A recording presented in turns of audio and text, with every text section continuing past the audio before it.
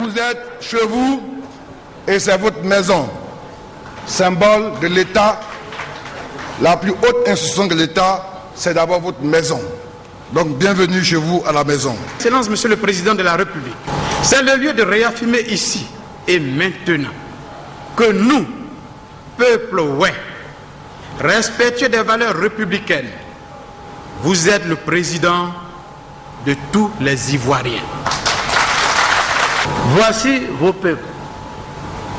Voici vos peuples de Kéman et de Kavali.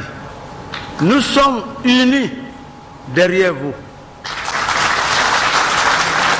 Les populations des régions du Kavali et du Kéman voudraient vous exprimer toute leur infinie gratitude pour leur avoir consacré en avril 2012 votre première visite d'État, visite avant et après laquelle vous avez réalisé et continué de réaliser de nombreuses actions dans leur région.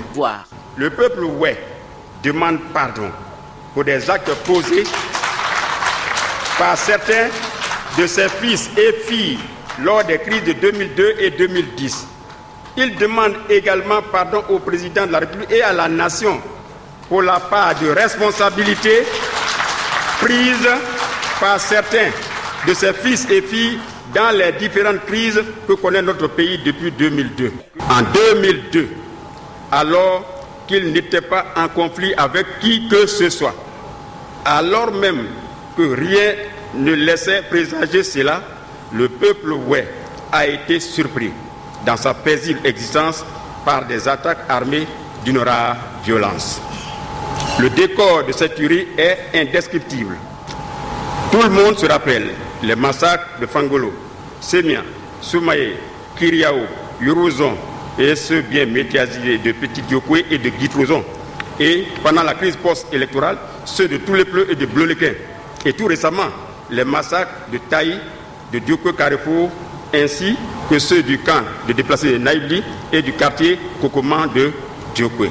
L'occupation subséquente par des éléments armés et l'organisation des forces d'autodéfense jusqu'à la survenue de la crise post-électorale qui a aggravé la situation ont engendré une insécurité qui constitue une menace réelle et permanente sur la région.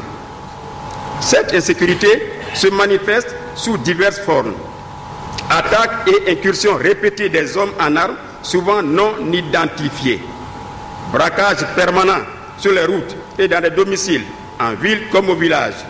Présence massive de dozos dont les exactions de certains sur les populations sont récurrentes. Il se déroule quotidiennement dans nos régions, ce qui apparaît comme un phénomène de colonisation de nos terres, dont l'ampleur dépasse tout entendement avec la complicité de certains des fils et filles des deux régions. Ce phénomène, s'il n'est pas jugulé à temps, va constituer une bombe à retardement, dont la déflagration à terme serait suicidaire pour les générations à venir.